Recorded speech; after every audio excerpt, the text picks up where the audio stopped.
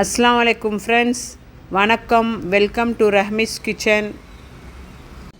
Friends, இன்றைக்கி நம்ம ஏத்தப்பழம் வச்சுட்டு நேந்திரப்பழம் வச்சுட்டு ஒரு சூப்பர் பஜ்ஜி பழம் பொரிங்கிறது பண்ண போகிறோம் நம்ம இன்றைக்கி. சரிங்களா, வாங்க எப்படி பண்ணுறதுன்னு பார்ப்போம்.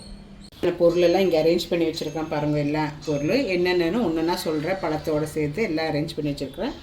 போடும்போது ஒன்றுன்னா சொல்கிறேன் எவ்வளோன்னு. நம்ம ஃபஸ்ட்டு ஒரு கப் அவ்வளோ மைதா எடுத்துக்கணும்.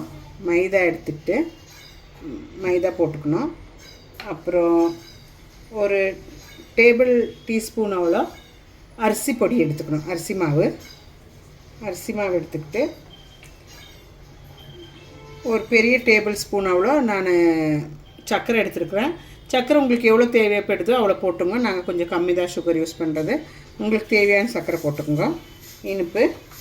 அப்புறம் கலருக்கு நான் கொஞ்சம் மஞ்சத்தூள் போடுறேன். ஒரு 1/4 டீஸ்பூனுக்கு கீழே தான் மஞ்சத்தூள் யூஸ் பண்ணுறேன். வேணுமாந்தா போடலாம், கலர் வேண்டான்னா விட்டுடலாம். மஞ்சத்தூள் நான் போடுறேன் கொஞ்சம்.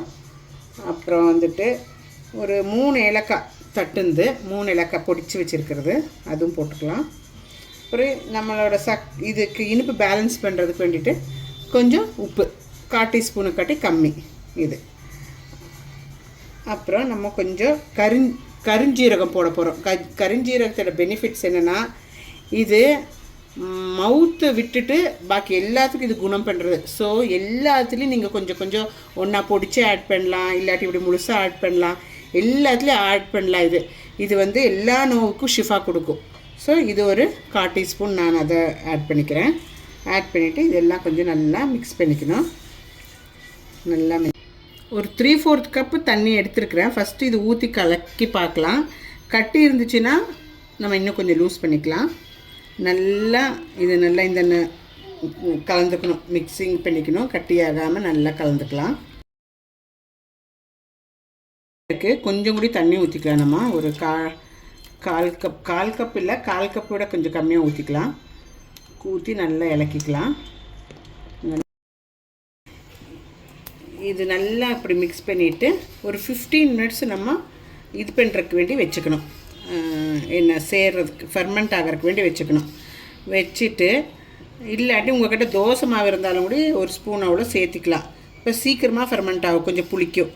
அதனால் நம்ம இது கொஞ்சம் நேரம் மூடி வச்சிடலாம். அப்படியே மூடி வச்சு கொஞ்சம் 15 நிமிஷம் ஆகிறதுக்குள்ளே நம்ம பழத்தை கட் பண்ணி எடுத்துக்கலாம். நம்ம 2 பழம் எடுத்துருக்குறோம். பழம் எடுத்துகிட்டு, ஆனால் பழம் கொஞ்சம் பழுத்து இருக்கணும். நல்லா காயாக இருந்தால் டேஸ்ட் இருக்காது. ஸோ கொஞ்சம் பழுத்த பழமாக இருக்கணும். பழுத்த பழத்தை இந்த பக்கமும் கட் பண்ணிவிடுங்க. கட் பண்ணி எடுத்துட்டு இப்படி கட் பண்ணி எடுத்துருங்க. அப்புறம் நமக்கு பழம் கொஞ்சம் பெருசாக இருக்கிறனால நம்ம பாதி பண்ணிக்கலாம். ரொம்ப லாங்காக இருந்தாலும் அவ்வளோ நல்லா பசங்க விரும்பி சாப்பிட மாட்டாங்க. கொஞ்சம் சின்னதாக இருந்தால் கொஞ்சம் நல்லா விரும்பி சாப்பிடுவாங்க. ஸோ இந்த மாதிரி பழத்தை கட் பண்ணிக்கலாம். நடுவில் கட் பண்ணிவிட்டு நம்ம இதை எடுத்துக்கலாம்.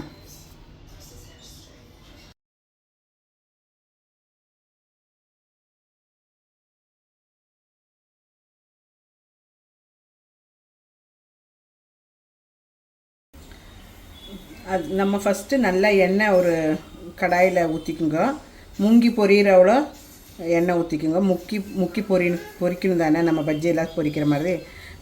நல்ல எண்ணெய் காயணும்.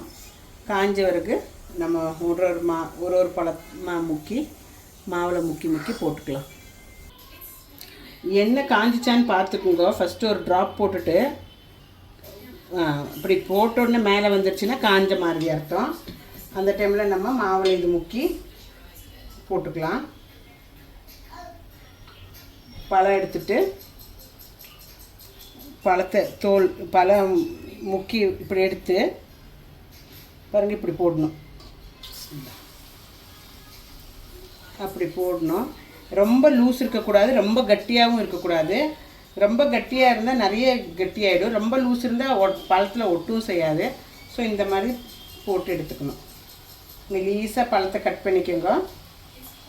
மெலீஸாக கட் பண்ணிவிட்டு இந்த பிளாக் சீட் போட்டிருக்கனால அது ஒரு அழகு, பார்க்குறக்கே ஒரு அழகு வேறு, தனி அழகு இருக்குது அதுக்கு. இந்த அங்கங்கே பிளாக் ஆகிட்டு ரொம்ப பியூட்டிஃபுல்லாக இருக்குது. இப்படி ஒன்றா எல்லாம் சீனி சட்டியில் போட்டு நல்லா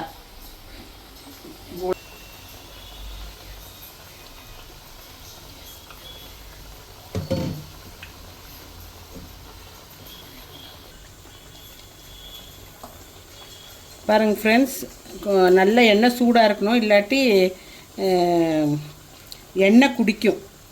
அப்போ இப்படி எடுத்துக்கணும். ரொம்ப சூடு இருக்கக்கூடாது, ரொம்ப ஆறி மாதிரி இருக்கக்கூடாது. அதனால் கொஞ்சம் நல்லா மீடியம் ஃப்ளேமில் வச்சுட்டு இப்படி எல்லாம் ஒன்றா திருப்பி போட்டுக்கணும். ஒரு சைடு ஆன உடனே கோல்டன் ப்ரௌன் ஆனோடனே திரும்பி போட்டுக்கணும். இந்த பக்கமும் அதே மாதிரி ஆயிடுச்சுன்னா எடுத்துக்கலாம். நம்ம ஆயிடுச்சு பாருங்கள், நல்லா இருக்குல்ல பார்க்குறக்கு. பாருங்கள் ஃப்ரெண்ட்ஸ், அந்த பக்கம் இந்த பக்கம் திருப்பி போட்டாச்சு. நல்லா ப்ரௌன் கலர் ஆயிடுச்சு, கோல்டன் கலர் ஆயிடுச்சு. இது இப்போ இதில் ஒன்றா எடுத்துக்கலாம்.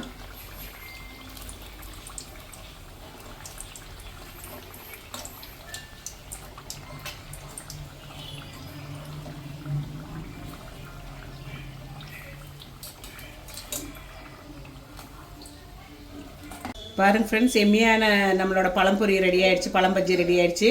சூப்பராக இருக்குல்ல பார்க்குறக்கு. நீங்களும் வீட்டில் ட்ரை பண்ணுங்க, நல்லாயிருக்கும். இந்த குளிர் காலத்துலலாம் சாப்பிட்றதுக்கு நல்லாயிருக்கும். பசங்களுக்கெல்லாம் ரொம்ப டேஸ்டியான டிஷ் இது, ரொம்ப நல்லது. சாப்பிடுங்க, எல்லோரும் செய்து வீட்டில் ட்ரை பண்ணுங்க. என்னோடய சேனல் இஷ்டம் ஆச்சுன்னா லைக் பண்ணி, ஷேர் பண்ணி, சப்ஸ்கிரைப் பண்ணுங்க. மீண்டும் அதர் வீடியோ சந்திப்போம். ஒன்று ட்ரை பண்ணுறேன். சூப்பராக இருக்குது ஃப்ரெண்ட்ஸ். இந்த சாயோட ரொம்ப ரொம்ப நல்லாயிருக்கும். நீங்களும் ட்ரை பண்ணுங்கள் வீட்டில். Thank you, take care, bye, see you.